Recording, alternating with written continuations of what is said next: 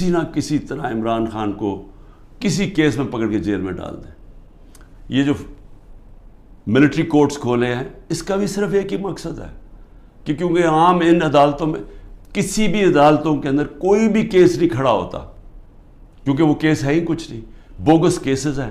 اب یہ فوجی عدالتوں کے ذریعے عمران خان کو سزا دلوائیں گے. کیا ہوگا اس سے؟ میں تو تیار ہوں, میں تو ہر چیز کے لیے تیار بیٹھا ہوں, ہر جگہ ہر دوسرے دن عدالتوں میں پھر رہا ہوں, جا رہا ہوں. کوئی یہ نہ مجھے کہے کہ میں یہ جو ان دو بڑے ڈاکوؤں کی طرح دم دبا کے باہر بھاگ جاؤں, کیونکہ ان کو کرپشن اتنی انہوں نے کی ہوئی, ہمیشہ یہ باہر بھاگ جاتے ہیں, وہاں سے پھر این آر او لے کے ڈیل کر کے پھر واپس آ جاتے ہیں. میں یہی ساری کیسز لڑوں گا اور میں ملٹری کورٹ میں بھی لے کے جائیں وہاں بھی کیس لڑوں گا.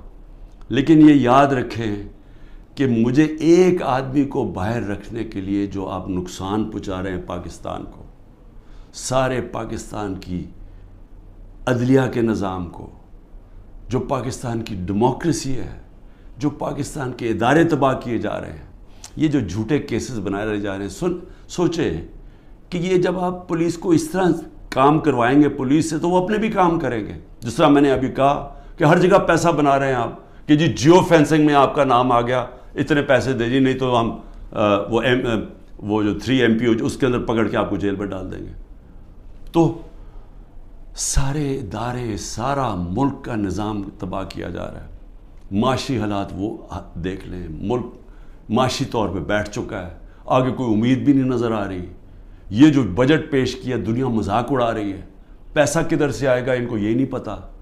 اور صرف جب ایک obsession ہو کہ صرف ایک آدمی نے نہیں آنا اور کوئی فکر نہیں ہے کہ ملک کے سارے ادارے تباہ ہوں, اخلاقیات تباہ ہو, ہمارا جو پولیس کا نظام تباہ ہو, اور صرف کوئی بھی تحریک انصاف کا بس یہ کہہ دے لیڈر کہ میں جی پارٹی چھوڑ رہا ہوں, تو اس کے اوپر قتل بھی معاف ہو جاتا ہے, سارے کیسز معاف ہو جاتے ہیں. کیا اس طرح کوئی ملک چل سکتا ہے؟ کیا ایسے ملکوں کو بنانا ریپبلک نہیں کہتے ہیں؟